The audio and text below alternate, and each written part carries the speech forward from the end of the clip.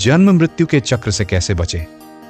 महर्षि, इसका अर्थ समझ लो। भक्त, क्या मुझे अपनी पत्नी तथा परिवार नहीं त्यागना चाहिए? वे तुम्हें कैसे हानि पहुंचाते हैं? सर्वप्रथम ये जानो कि तुम कौन हो। क्या पत्नी, धन, गृह का त्याग नहीं करना चाहिए? पहले ये जान लो कि संसार क्या है। क्या ये वस्तुएं ही संसार हैं? क्या ऐसे व्यक्ति नहीं हुए जिन्होंने उनके मध्य में रहकर भी साक्षात्कार प्राप्त किया?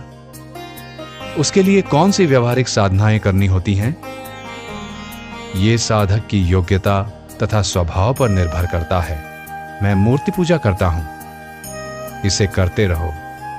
इससे मन एकाग्र होने लगता है। पूर्ण एकाग्रता प्राप्त कर लो, सब कुछ ठीक हो जाएगा। लोग ये समझते हैं कि मोक्ष कहीं अन्यत्र है जिसे प्राप्त करना होगा। ये उनकी भूल है। मोक्ष केवल स्वयं में स्थित आत्मा को जान लेना है। चित्त एकाग्र करो और ये तुम्हें प्राप्त हो जाएगा। संसार अथवा जन्म मरण तो तुम्हारा मन ही है। मेरा चित्त बहुत चंचल है, मुझे क्या करना चाहिए? किसी भी एक वस्तु पर एकाग्र हो जाओ और उस पर डटे रहने का प्रयास करो, सब कुछ ठीक हो जाएगा। मुझे एकाग्र होना कठिन लगता है। अभ्यास करते रहो, तदुपरांत एकाग्रता उसी प्रकार स्वाभाविक हो जाएगी जिस प्रकार की श्वास लेना। तब वो तुम्हारी सफलता का मुकुट होगा। क्या संयम तथा शुद्ध भोजन सहायक नहीं होंगे? हाँ, ये सब उत्तम है। क्या मुझे योग की आवश्यकता नहीं है?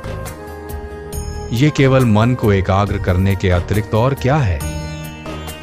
क्या एकाग्रता हेतु अन्य साधनों की आवश्यकता नहीं होती? प्राणायाम आदि ऐसे साधन हैं। क्या ईश्वर का दर्शन संभव नहीं? संभव है। तुम ये वो देखते हो, ईश्वर को क्यों नहीं देखते? केवल ये जान लेना आवश्यक है कि ईश्वर है क्या। ईश्वर को सर्वदा सभी देख रहे हैं, परंतु वे उससे अनभिज्ञ हैं। तुम ये जान लो कि ईश्वर है क्या। मनुष्य उसे देखते हुए भी नहीं देखते हैं, क्योंकि वे ईश्वर को नहीं जानते। क्या मुझे मूर्ति पूजा करते समय मंत्र जाप, उदाहरणार्थ कृष्ण एवं राम का जाप नहीं करना चाहिए? मानसिक जाप बहुत अच्छा है, इससे ध्यान में सहायता मिलती है। जब मन जप से परिचित हो जाता है, तभी तुम यह अनुभव करने में समर्थ होते हो कि वास्तविक पूजा क्या है। यह अपने स्वयं के व्यक्तित्व को अपने इष्ट में खो देना है। क्या परमात्मा हमसे सर्वदा भिन्न है? सामान्यतः लोग ऐसा ही मानते हैं, किंतु यह भूल है। उसे अपने से भिन्न ना मानो, तभी आत्मा तथा परमात्मा की अनन्यता की अनुभूति होगी। क्या ईश्वर के अतिरिक्त गुरु द्वारा मार्गदर्शन आवश्यक नहीं? होना क्या है? विचार करने वाला सर्वदा वो सत्य ही है। अंततो गत्वा वो इस तथ्य की अनुभूति कर लेता है। हम अपने आप को यदाकदा भूल जाते हैं, जैसे कि सुषुप्ति तथा स्वप्नावस्था में, परंतु ईश्वर सर्वदा जागृत है। मूर्ति पूजा के अतिरिक्त क्या गुरु के उपदेश की आवश्यकता नहीं है? बिना उपदेश के तुमने इसे प्रारंभ कैसे किया? पुराणों के सहारे? ठीक है, ईश्वर का ज्ञान या तो तुम्हें कोई व्यक्ति देगा अथवा स्वयं भगवान। दूसरी अवस्था में स्वयं भगवान ही तुम्हारा गुरु हुआ। यह महत्व का नहीं है कि गुरु कौन है। हम भगवान अथवा गुरु से सर्वथा अभिन्न हैं। अंत में व्यक्ति ये जान लेता है कि गुरु ही ईश्वर है। मानव गुरु तथा ईश्वर गुरु में कोई भेद नहीं। यदि हमने पुण्य कार्य किए हैं तो मुझे आशा है सफलता अवश्य मिलेगी। प्रारब्ध के अनुसार ही फल भोगना होगा। भक्त, क्या ज्ञानी गुरु हमें मार्गदर्शन में अत्यधिक सहायक सिद्ध नहीं होगा? महर्षि, हाँ, यदि तुम प्राप्त ज्ञान का आश्रय लेकर साधना करते रहोगे तो तुम्हें गुरु मिल जाएगा जो स्वयं ही तुम्हारी खोज में होगा। भक्त, ऋषियों के योग मार्ग में तथा प्रपत्ति यानी आत्मसमर्पण में कोई अंतर है? महर्षि, ज्ञान मार्ग तथा भक्ति मार्ग यानी प्रपत्ति एक ही है। आत्मसमर्पण से भी साक्षात्कार उसी प्रकार होता है जिस प्रकार आत्मविचार अनुसंधान से। पूर्ण आत्मसमर्पण का अर्थ है मैं मैं देह भाव का पूरी तरह लोप हो जाना। इस अवस्था में सब पूर्ण संस्कार नष्ट होकर मुक्ति प्राप्त हो जाती है। दोनों प्रकार के साधनों में अंत में अपना अलग व्यक्तित्व समाप्त करना ही होता है। भक्त, अपने कर्मों के फलस्वरूप क्या हम स्वर्ग आदि में जाते हैं? वे अवस्थाएं भी उतनी ही सत्य हैं जितनी कि हमारी वर्तमान अवस्था। परंतु यदि हम खोजें कि हम कौन हैं और आत्मा को स्वयं को जान लें, उसके उपरांत स्वर्ग आदि के चिंतन की क्या आवश्यकता रह जाती है? भक्त, क्या मुझे पुनर्जन्म से बचने का उपाय नहीं करना चाहिए? ये मालूम करो कि जन्म किसका होता है तथा वर्तमान जीवन में दुख कौन भोगता है। जब तुम सुषुप्ति में होते हो तब क्या तुम्हें पुनर्जन्म अथवा वर्तमान जीवन का विचार आता है? अतः वर्तमान की समस्या के मूल को खोजो और वही समस्या का समाधान भी है। तुम्हें स्पष्ट होगा कि न जन्म है न वर्तमान के दुख व क्लेश, केवल आत्मा है, सब परमानंद है। वास्तव में इस बोध से हम पुनर्जन्म से मुक्त हो जाते हैं। पुनर्जन्म के दुख को लेकर इतना संताप क्यों? एक यात्री ने पूछा। श्री चैतन्य महाप्रभु तथा श्री रामकृष्ण परमहंस ईश्वर के समक्ष अश्रुपात करते थे तथा इसी से उनको सफलता मिली। क्या हमें इस मार्ग पर नहीं चलना चाहिए? महर्षि, हाँ, एक महान शक्ति ने उन्हें इस मार्ग पर चलने को प्रेरित किया। उसी महान शक्ति पर विश्वास रखो जो तुम्हें भी तुम्हारे लक्ष्य तक ले जाएगी। सामान्यतः अश्रु दुर्बलता के प्रतीक समझे जाते हैं, किंतु ये महान पुरुष वास्तव में दुर्बल नहीं थे। उनके ये बाहरी लक्षण तो उनके अंतर में ईश्वर दर्शन की व्याकुलता की जो प्रचंड धारा बह रही थी, उसके संकेत मात्र हैं। हमारी दृष्टि में उन्होंने जो लक्ष्य प्राप्त किया वही रहना चाहिए। भक्त, क्या इस भौतिक शरीर को शून्य में लोप किया जा सकता है? महर्षि, ये प्रश्न क्यों? क्या तुम्हारे लिए यह संभव नहीं कि तुम ये जान लो कि क्या तुम देह हो? भक्त, क्या हम योगी वशिष्ठ तथा विश्वामित्र की तरह अंतर्ध्यान हो सकते हैं? महर्षि, ये केवल शरीर के विषय हैं। क्या हमारा वास्तविक लक्ष्य इसी वस्तु में है? क्या तुम आत्मा नहीं हो? दूसरी बातों की क्यों चिंता करते हो? सार ग्रहण करो। शेष पांडित्यपूर्ण सिद्धांतों को सारहीन मानकर छोड़ दो। जो शरीर लोप हो जाने को मुक्ति मान बैठे हैं वे भ्रम में हैं। ऐसे किसी भी बात की आवश्यकता नहीं है। तुम देह नहीं हो, फिर ये एक प्रकार से लोप हो जाती है अथवा दूसरी प्रकार से, तो इससे क्या अंतर पड़ता है? इन सब का कोई बड़ा महत्व नहीं। बड़प्पन अथवा छोटापन किसमें होता है? केवल सत्य की प्राप्ति ही वास्तविक लक्ष्य है। मैं यानी देहाभिमान का नाश ही मुख्य वस्तु है, देह त्याग नहीं। आत्मा का देह से एकत्व ही वास्तविक बंधन है। इस मिथ्या विचार को त्यागो तथा उस परम सत्य की अनुभूति करो। केवल यही महत्वपूर्ण है। मृत पुरुष अपनी देह को नहीं देखता। अन्य जीवित व्यक्ति ही ये विचार करते हैं कि शरीर पात किस भांति हुआ। उन्होंने अपने स्वरूप का दर्शन कर लिया है। उनकी न देह सहित न देह रहित ही कोई मृत्यु होती है। ज्ञानी पुरुष स्वयं इस बात को जानते हैं और इससे उनको तनिक भी अंतर नहीं दिखता। उनके लिए एक अवस्था दूसरी अवस्था के अपेक्षा उत्तम नहीं है। मुक्त पुरुष की शारीरिक उपलब्धियों से अन्य व्यक्तियों का संबंध ही क्या? अपनी चिंता स्वयं करो। आत्मा का साक्षात्कार करने के बाद ये निश्चित किया जा सकता है कि तुम्हें किस प्रकार देह त्यागना श्रेयस्कर होगा। आत्मा का देह से मिथ्या एकत्व करने के कारण ही प्राथमिकता का विचार आता है। क्या तुम देह हो? पिछली रात जब तुम गाढ़ी निद्रा में सोते थे तब क्या तुम्हें देह की अनुभूति थी? नहीं थी। अब इस क्षण वो क्या है जो तुम्हें दुखी कर रहा है? वो मैं है। इसका निवारण कर लो और आनंद से रहो। योगी रमैया के अनुभव का वर्णन। महर्षि के सानिध्य में बैठने से आंतरिक शांति मिलती है। मैं एक साथ 3-4 घंटे समाधि में बैठा करता था। मुझे अनुभव हुआ कि मेरे मन ने एक आकृति बनाई तथा अंदर से बाहर आ गया। निरंतर अभ्यास तथा ध्यान से मन हृदय में प्रवेश कर उसी में लीन हो गया। मेरा निश्चय है कि मन की विश्राम स्थली हृदय है। इसका परिणाम शांति है।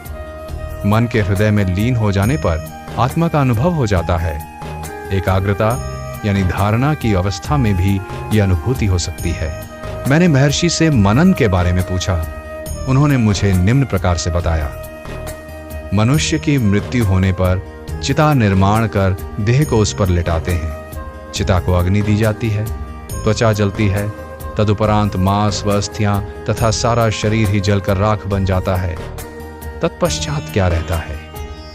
मन रहता है। प्रश्न होता है, शरीर में कितने मन हैं? एक अथवा दो? यदि दो होते तो लोग मैं शब्द का प्रयोग क्यों करते, हम शब्द का क्यों नहीं? अतः मन एक ही है। इसकी उत्पत्ति कहां से होती है? इसका स्वरूप क्या है? इस क्रम से खोज करते करते मन का भी लोप हो जाता है। तदुपरांत मैं ही शेष रह जाता है। तब प्रश्न उठता है, मैं कौन हूं? केवल आत्मा? यही मनन है। मैंने इसी क्रम से मनन किया। इस प्रक्रिया से देह वासना नष्ट हो जाती है, अहंकार का लोप हो जाता है, केवल आत्मा प्रकाशित होती है। मन के लय यानी मनोलय करने का एक दूसरा उपाय है सत्पुरुषों का संग। वे समाधि के पूर्ण ज्ञाता हैं। उन्हें आत्म साक्षात्कार स्वाभाविक व सहज रूप से सदैव है। जो उनके साथ रहते हैं वे उनकी कृपा से समाधि का स्वभाव क्रमशः आत्मसात कर लेते हैं। एक शिक्षित यात्री ने द्वैत तथा अद्वैत विषय पर भगवान से प्रश्न किया, महर्षि, देह भाव से युक्त होना ही द्वैत है, देह भाव से रहित होना ही अद्वैत है। 13 अगस्त 1936। उत्तर भारत की एक ऊंचे घराने की एक विशिष्ट महिला अपने निजी सचिव के साथ दोपहर को आई। कुछ क्षणों की प्रतीक्षा के बाद महर्षि जब भोजनोपरांत कक्ष में पधारे तो उसने प्रश्न किया, महाराज जी, क्या हम मृतकों को देख सकते हैं? हाँ। क्या योगी हमें उनके दर्शन करा सकते हैं? हाँ, करा सकते हैं, किंतु मुझसे ऐसी आशा न करें, क्योंकि मैं नहीं करा सकता। क्या आप उनको देखते हैं? हाँ, स्वप्न में। क्या हम योग द्वारा लक्ष्य प्राप्त कर सकते हैं? कर सकते हैं। क्या आपने योग पर लिखा है? क्या इस विषय पर आप द्वारा लिखित पुस्तकें हैं? हाँ। किसी ने प्रश्न किया, कर्म क्या है? महर्षि कहते हैं, जिनकी फल प्राप्ति का क्रम प्रारंभ हो चुका है उनको प्रारब्ध कर्म यानी भूतकाल के कर्म कहते हैं। जो जमा हैं और जिनकी फल प्राप्ति आगे होगी वे संचित कर्म कहे जाते हैं। अनेक प्रकार के अत्यंत प्रभावशाली संचित कर्म जब अगले जन्म में फल देने लगते हैं तो उन्हें उस जन्म का प्रारब्ध कहा जाता है।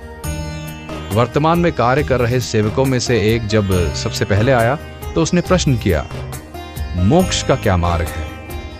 महर्षि ने उत्तर दिया, जो मार्ग अपनाया गया है वही मोक्ष तक ले जाएगा। 22 सितंबर 1936। एक यात्री आर शेषगिरी राव से वार्तालाप करते हुए महर्षि ने बताया कि आत्मज्ञानी ही उत्तम कर्मयोगी हो सकता है। जब कर्तापन का भाव ना रहे तो देखो क्या होता है। श्री शंकर ने अकर्म का आदेश दिया था, किंतु क्या उन्होंने स्वयं भाष्य नहीं लिखे अथवा शास्त्रार्थ नहीं किए? कर्म करना अथवा नहीं करना इस संवाद में मत पड़ो। अपने आप को जान लो, तब देखो कि यह कर्म किसका है, ये किसका है। कर्म को स्वयं होने दो। जब तक कर्तापन का भाव है तब तक उसे अपने कर्मों के फल भोगने ही होंगे। यदि वो अपने को कर्ता नहीं मानता तो उसके लिए कोई कर्म नहीं रहता। जिसने सांसारिक जीवन का त्याग कर दिया है वो सन्यासी है। भक्त। अहम भाव का उदय कैसे हुआ? महर्षि, ये जानना आवश्यक नहीं, वर्तमान को जानो। जब तुम इसे जानते हो तो अन्य काल की चिंता क्यों करते हो? एक भक्त ने पूछा, क्या स्वर्ग तथा नरक हैं? महर्षि, वहां जाने के लिए कोई अवश्य होना चाहिए। वे स्वप्नवत हैं। हमें स्वप्न में भी समय तथा आकाश का अभाव होता है। सत्य क्या है, स्वप्न या जागृति? भक्त, इसलिए हमें काम, क्रोध आदि से अपने आप को बचाना चाहिए। महर्षि, संकल्पों का त्याग कर दो। अन्य किसी चीज के त्याग की आवश्यकता नहीं। कुछ भी देखने के लिए तुम्हारा होना आवश्यक है। वो आत्मा है। आत्मा नित्य जागृत है। क्या तीर्थ यात्रा आदि लाभदायक हैं? हाँ। आत्मा तक पहुंचने के लिए कौन सा प्रयास आवश्यक है? मैं को नष्ट कर देना चाहिए। आत्मा तक पहुंचना नहीं पड़ता। क्या ऐसा कोई क्षण है जब आत्मा नहीं है? ये नवीन नहीं है। तुम जो हो वो ही रहो। जो नवीन है वो स्थायी नहीं हो सकता। जो सत्य है वही सदैव रहेगा। भक्त पूछता है, एक गुरु का भक्त रहकर भी क्या अन्यों के प्रति आदर किया जा सकता है? गुरु केवल एक ही है, वो शरीरधारी नहीं है। जब तक दुर्बलता हो तब तक शक्ति की सहायता की आवश्यकता रहेगी। भक्त पूछता है, जय कृष्ण मूर्ति के अनुसार किसी गुरु की आवश्यकता नहीं है। महर्षि, उन्होंने ऐसा कैसे जाना? आत्मज्ञान की प्राप्ति के उपरांत ही ऐसा जाना जा सकता है, उससे पूर्व नहीं। भक्त, आपने परम पुरुषार्थ के पश्चात ही यह अवस्था प्राप्त की है। हम निर्बल आत्माएं क्या कर सकते हैं? हम अपनी आत्मा में हैं, हम संसार में नहीं हैं। भक्त, स्वर्ग तथा नरक ये क्या हैं? स्वर्ग तथा नरक तुम्हारे साथ साथ चलते हैं। तुम्हारे काम क्रोध ही इनके जनक हैं, वे स्वप्न तुल्य हैं। भक्त, गीता का कथन है कि यदि भ्रू मध्य में एकाग्र होकर श्वास पर संयम किया जाए तो परम अवस्था प्राप्त होती है। यह कैसे किया जाता है? महर्षि कहते हैं, तुम सदैव आत्मा में हो, आत्मा तक जाना नहीं पड़ता। भ्रू मध्य केवल एक स्थान है जहां एकाग्रता करनी चाहिए। आपने हृदय को उपासना का स्थान कहा था। हां, वो भी है। हृदय क्या होता है? हृदय आत्मा का केंद्र है। आत्मा केंद्रों का केंद्र है। हृदय मानसिक केंद्र का प्रतीक है, शारीरिक केंद्र का नहीं। भक्त, ज्ञान शब्द आत्मज्ञान का द्योतक है। इसी शब्द का प्रयोग साधन के रूप में भी करते हैं। ऐसा क्यों? ज्ञान शब्द को साधन के लिए भी व्यवहार करते हैं क्योंकि अंत में उसका परिणाम साक्षात्कार है। क्या एक व्यक्ति को चाहे उसका ज्ञान कितना ही अपूर्ण हो, उपदेश में प्रवृत्त होना चाहिए यदि उसका प्रारब्ध उस प्रकार का हो? गीता के 7वें अध्याय में अर्जुन प्रश्न करता है कि क्या कर्म साधन है? कृष्ण उत्तर देते हैं कि ऐसा ही है यदि अकर्तापन के भाव से किया जाए। ऐसा ही उन शास्त्र सम्मत कर्मों के बारे में जानो जिन्होंने कर्म का निषेध किया है। उनके द्वारा उन्हीं कर्मों को निषिद्ध ठहराया है जो कर्तापन के भाव से किए जाते हैं। कर्मों को त्यागो मत, तुम ऐसा कर भी नहीं सकते। कर्तापन के भाव को त्यागो, कर्म स्वतः ही होते रहेंगे अथवा कर्म तुमसे छूट जाएंगे। यदि तुम्हारे प्रारब्ध में कर्म करना है तो वे तुमसे होंगे ही, तुम चाहो या ना चाहो।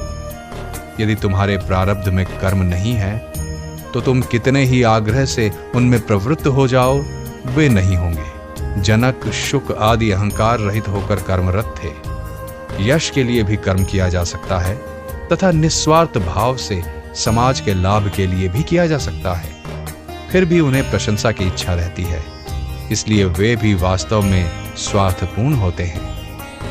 भक्त, वो एक वस्तु क्या है जिसे जानकर सारे संशय निवृत्त हो जाते हैं? महर्षि, संशयकर्ता को जान लो। यदि संशयकर्ता पकड़ में आ जाए तो संशय उत्पन्न नहीं होंगे। यहां संशयकर्ता के परे जाना है। फिर वो संशयकर्ता ही नहीं रहता, तब संशय उदय नहीं होंगे। फिर वे कहां से उत्पन्न होंगे? सभी मनुष्य ज्ञानी तथा जीवन मुक्त हैं। उन्हें केवल इस वास्तविकता का भान नहीं है। संशयों को निर्मूल करना ही होगा। इसका तात्पर्य यही है कि संशयकर्ता को निर्मूल करना आवश्यक है। यहां संशयकर्ता मन है। भक्त, इसके लिए क्या कर्म है? मैं कौन हूं, इसकी खोज करो। क्या हम इसका जाप करें? तुम ये विचार क्यों करो कि मैं ये हूं? खोज करने से संकल्प समाप्त हो जाएंगे। तब जो अनिवार्य अवशेष आत्मा है वो प्रकट होगी। क्या हठ योग आवश्यक है? ये भी एक साधन है। ये सदैव आवश्यक हो ऐसा नहीं है, वो व्यक्ति पर निर्भर करता है। आत्मविचार प्राणायाम से आगे है। योग वशिष्ठ में चूड़ाला शिखध्वज के अहंकार को मारने के लिए आत्मविचार का परामर्श देती है। प्राण अथवा बुद्धि दोनों को ही संयम में रखने से सत्य का साक्षात्कार हो सकता है। हठ योग प्राण का है, आत्मविचार बुद्धि का। भक्त, क्या ज्ञान प्राप्ति के बाद ज्ञानी का कोई व्यक्तित्व रहता है? वो व्यक्तित्व कैसे रह सकता है? सामान्यतः दैनिक जीवन में भी श्रेष्ठ व्यक्ति किसी कार्य के प्रारंभ से पहले आचमन तथा प्राणायाम का निर्देश देते हैं। कर्म चाहे लौकिक हो अथवा पारलौकिक। इससे यह निष्कर्ष निकलता है कि मन की एकाग्रता से ही सफलता प्राप्त होती है। भक्त, मैं नेति नेति यानी ये नहीं का ध्यान करता हूं। महर्षि, नहीं, ये ध्यान नहीं है। स्रोत को खोजो, तुमको स्रोत तक पहुंचना ही है। असत्य मैं देह भाव नष्ट हो जाएगा तथा सत्य मैं यानी आत्म भाव की अनुभूति हो जाएगी। मैं देह भाव, वास्तविक में मैं आत्म भाव से भिन्न नहीं रह सकता। 24 सितंबर 1936 मदनपल्ली से श्री डंकन ग्रीसलैस ने निम्न प्रकार से लिखा। कभी कभी चैतन्य का स्पष्ट प्रकाश दिखाई देता है जिसका केंद्र सामान्य अहम से बाहर है तथा जो सम्मिलित करने वाला प्रतीत होता है। मन को दार्शनिक सिद्धांतों से अलग रखते हुए भगवान हमें किस प्रकार से मार्गदर्शन करेंगे जिससे कि वे प्रकाश हमें प्राप्त हो, स्थिर रहें तथा उनकी वृद्धि हो। क्या इस प्रकार के अनुभवों के अभ्यास के लिए एकांतवास आवश्यक है? श्री भगवान ने उत्तर दिया, अंदर या बाहर किसके लिए है? जब तक दृष्टा एवं दृश्य है वो केवल तभी तक है।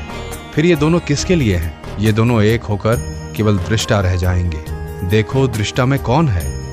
विचार प्रक्रिया तुम्हें दृष्टा से परे शुद्ध चैतन्य तक ले जाएगी। सामान्य अहम मन है, इस मन की अपनी सीमाएं हैं, किंतु शुद्ध चैतन्य निस्सीम है तथा उपरोक्त आत्मविचार की प्रक्रिया से उस तक पहुंचा जा सकता है। प्राप्ति, आत्मा सर्वदा है। आत्म साक्षात्कार के मार्ग की बाधाओं को हटाना है, प्राप्ति को चिरस्थायी रखना। एक बार आत्म प्राप्ति होने के पश्चात वो सदैव रहेगी, वो कभी खोती नहीं। विस्तारित करना, आत्मा का विस्तार नहीं होता क्योंकि आत्मा न कभी घटती है न कभी बढ़ती है। एकांतवास, आत्मा में स्थित रहना ही एकांत है, क्योंकि आत्मा से भिन्न कोई वस्तु नहीं है। एकांतवास के लिए एक स्थान से अन्य स्थान में जाना होता है।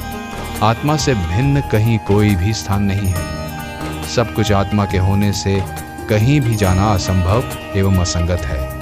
अभ्यास करना ही आत्मा की खोज है। 28 मार्च 1935 श्री एस रंगनाथन, ICS जिलाधीश बेंगलोर, श्री SV रामामूर्ति, ICS तथा पुदुकोटा राज्य के भूतपूर्व दीवान श्री T राघवैया आश्रम में आए। श्री रंगनाथन ने पूछा, कृपया मुझे निर्देश दें कि मन को वश में कैसे किया जाए। महर्षि कहते हैं, इसके दो साधन हैं। एक यह है कि देखो मन क्या है, तो ये नहीं रहता। दूसरा साधन किसी वस्तु पर अपने ध्यान को स्थिर करना है, इससे मन शांत हो जाएगा। प्रश्नकर्ता ने अधिक स्पष्टीकरण के लिए पुनः उस प्रश्न को दोहराया। कुछ विस्तार के साथ पुनः वही उत्तर दिया गया। प्रश्नकर्ता संतुष्ट प्रतीत नहीं हुआ। श्री राघवैया, चूंकि हम लोग सांसारिक हैं, कुछ न कुछ व्यथा हमें लगी रहती है और नहीं जानते कि उनसे कैसे छुटकारा पाएं। ईश्वर की प्रार्थना करने से भी हमें संतोष नहीं होता, हम क्या करें? महर्षि, ईश्वर में विश्वास करो। भक्त, हम आत्मसमर्पण करते हैं फिर भी कोई सहायता नहीं। हाँ, यदि तुमने ईश्वर के प्रति आत्मसमर्पण कर दिया है तो तुमको ईश्वर की इच्छा के अनुसार रहने की क्षमता होनी चाहिए और तुमको जो अच्छा ना लगे उस पर असंतोष प्रकट नहीं करना चाहिए। घटनाक्रम जैसा तुम्हें दिखता है उसका परिणाम उससे भिन्न भी हो सकता है।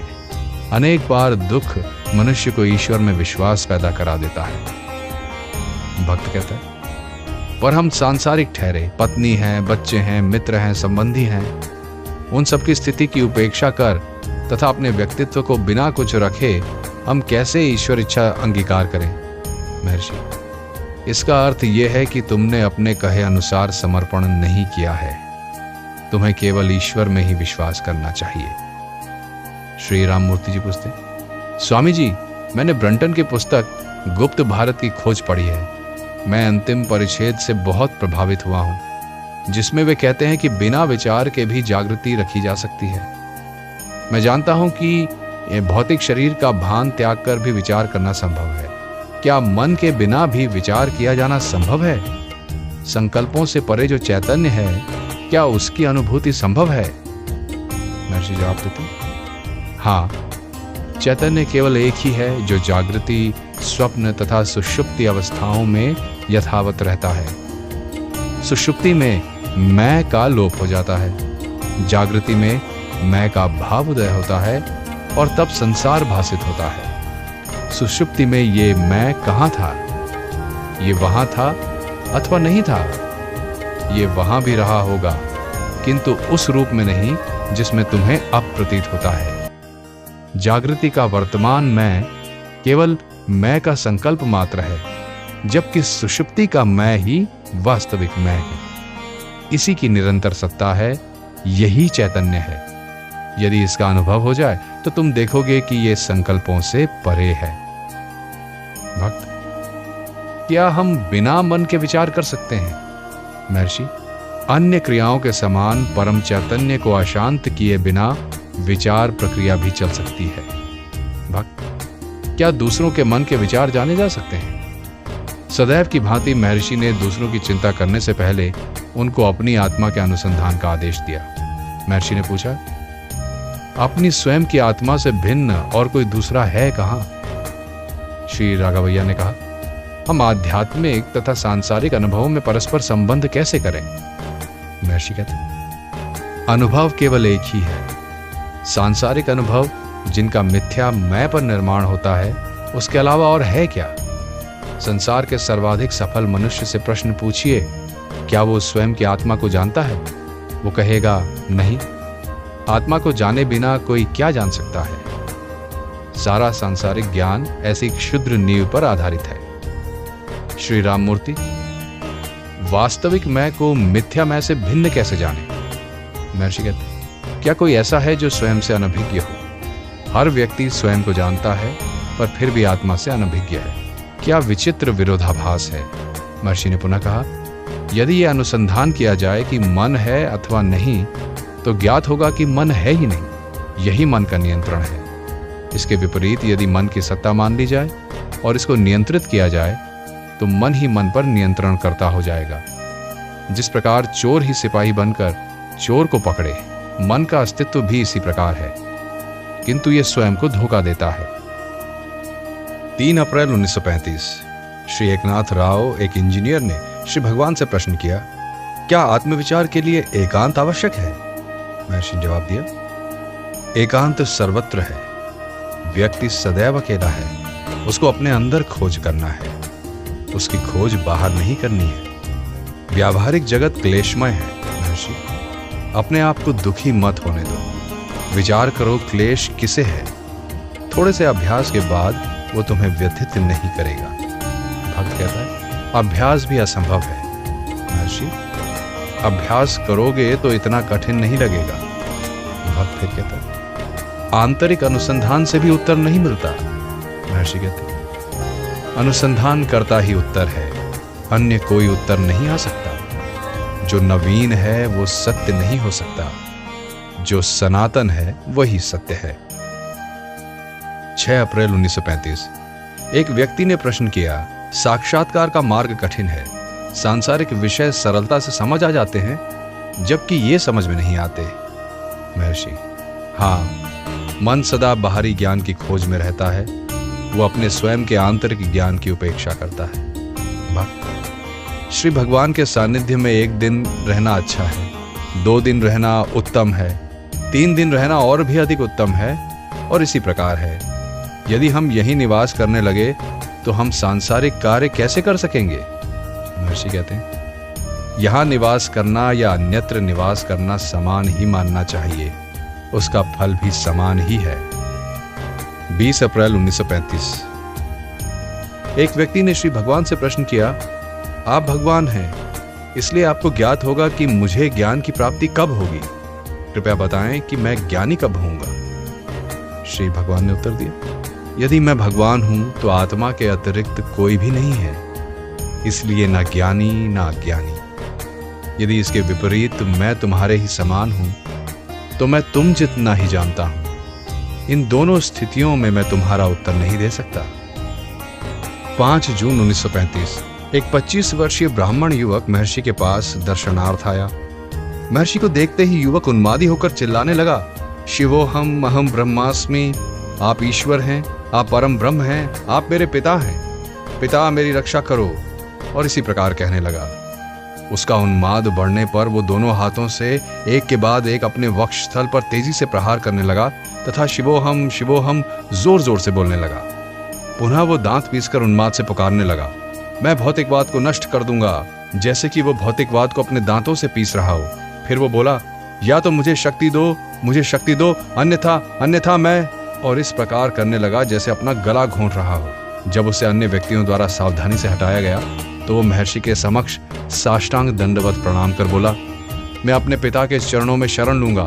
पिता, आप पार्थ सारथी हैं, मैं अर्जुन हूँ, हम लोग भौतिकवाद को निकाल बाहर करेंगे, आदि आदि। अंत में उसे महर्षि के समीप से हटा दिया गया। उसने स्नान किया, कुछ हल्का जलपान किया तथा कुछ घंटों तक वो कक्ष में शांत बैठा रहा। उसने दोपहर का भोजन नहीं किया। दोपहर के बाद उसे पुनः दौरा पड़ा। तब वो चिल्लाने लगा, यदि अभी कृष्ण आ जाएं तो मैं उनका सिर काट लूं। उसने मुझे नौकरी छोड़ने की सम्मति दी और अब वो मेरी माँ की रक्षा नहीं करते, अथवा वो मेरा सिर ही काट दें। और इसी प्रकार कहने लगा। उसके कुछ घंटों तक शांत रहने के बाद महर्षि ने श्री केएल शर्मा से उनकी अनुबंध की टीका यानी परिशिष्ट से 40 छंद के कुछ अंश पढ़ने को कहा। उसका सारांश ये था कि जो लोग आत्मनिर्भर नहीं हैं वे मानव कल्याण हेतु दैवी सहायता की इच्छा करते रहते हैं। ये उस लंगड़े की कथा के समान है जिसने दंभ से कहा था कि यदि कोई उसे केवल खड़ा कर दे तो वो शत्रु को परास्त करने में समर्थ है। ध्येय तो अच्छा था पर अनुपात के संबंध में विवेकताशीलता नहीं है। युवक ये सुनकर सहसा उछल पड़ा। श्री भगवान को प्रणाम करता हुआ कहने लगा, पिता, मुझसे भूल हुई, मुझे क्षमा करें, मुझे निर्देश दें, मैं आपकी आज्ञा का पालन करूंगा। और इसी प्रकार कहने लगा। संध्या को पुनः युवक ने साष्टांग दंडवत कर कहा, मैं समर्पण करता हूं। 9 जून 1935 कोकानद के एक व्यक्ति ने प्रश्न किया, मेरा मस्तिष्क 2 अथवा 3 दिन निर्मल रहता है और फिर 2-3 दिन के लिए मलिन हो जाता है और क्रम से ऐसा ही होता रहता है, इसका कारण क्या है? महर्षि कहते, ये स्वाभाविक है। ये प्रकाश यानी सत्व, क्रियाशीलता राजस एवं अज्ञान तामस का क्रमानुसार खेल है। तामस के आगमन पर दुख मत करो, किंतु जब सत्य का अवसर हो तो उसे दृढ़ता से पकड़ लो और उसका सदुपयोग करो। भक्त पूछता, हृदय कहाँ है? ये आत्मा का स्थान है। क्या ये शारीरिक हृदय है? नहीं, ये वो स्थान है जहां से मैं का उदय होता है। मृत्यु उपरांत जीव का क्या होता है? इस समय जीवित जीव के लिए यह प्रश्न उचित नहीं है। देह रहित होने के बाद जीव मुझसे प्रश्न करें यदि संभव हो। अभी तो देहधारी जीव अपनी वर्तमान समस्या का हल करे तथा ये खोजे कि वो कौन है, तब ऐसे सारे संशय समाप्त हो जाएंगे। ध्यान क्या है? ध्यान का प्रायः यह आशय है कि किसी वस्तु पर एकाग्र होकर ध्यान लगाना, जबकि निधिध्यासन का आशय आत्मानुसंधान तथा आत्मविचार करना है। जब तक अपने स्वरूप की अनुभूति नहीं होगी तब तक त्रिगुण बने रहेंगे। जहां तक मुमुक्षु का संबंध है, ध्यान तथा निधिध्यासन एक ही हैं, क्योंकि वे त्रिपुटी के अंतर्गत हैं तथा भक्ति के पर्याय हैं। ध्यान का अभ्यास किस प्रकार किया जाए? ध्यान का उद्देश्य मन को एकाग्र करना है। मुख्य विचार अन्य विचारों को दूर रखता है। ध्यान व्यक्ति के स्वभाव के अनुसार भिन्न प्रकार का होगा। ध्यान ईश्वर के किसी एक रूप तथा आकृति पर, मंत्र अथवा आत्मा पर हो सकता है।